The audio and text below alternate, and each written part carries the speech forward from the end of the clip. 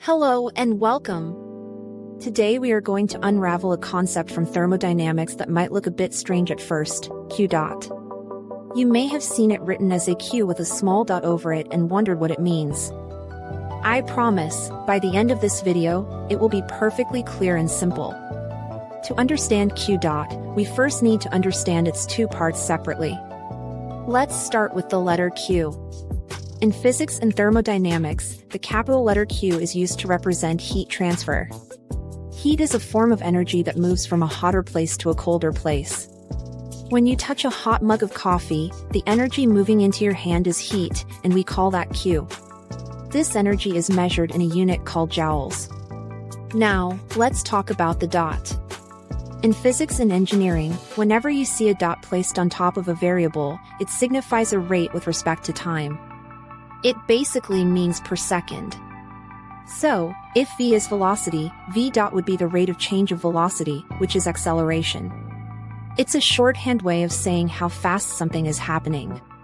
So, when we put these two ideas together, we get Q dot. Q dot simply means the rate of heat transfer. It doesn't just tell us the amount of energy being transferred, it tells us how fast the energy is being transferred. The units for Q are joules, and the dot means per second, so the unit for Q dot is joules per second. This unit has a much more common name, the watt, abbreviated as W. That's right, the same what you see on light bulbs and kitchen appliances. A 100-watt light bulb is transferring 100 joules of energy as light and heat every single second. That transfer rate is its Q dot. Think of it like filling a bucket with water. The total amount of water in the bucket after you're done is like Q, the total heat. The speed at which the water is flowing from the hose into the bucket is the Q dot, the rate of transfer. A fast flow is a high Q dot, and a slow trickle is a low Q dot. This concept is crucial in engineering. For example, when designing a computer, engineers need to calculate the Q dot of the processor to know how powerful the cooling fan needs to be.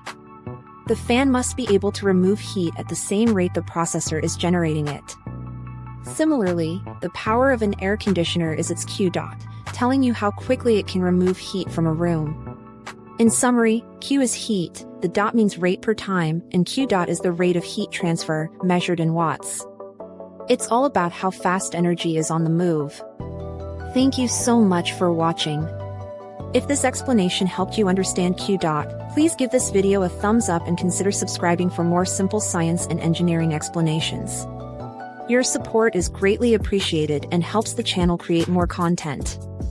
If you have any questions, please leave them in the comments below.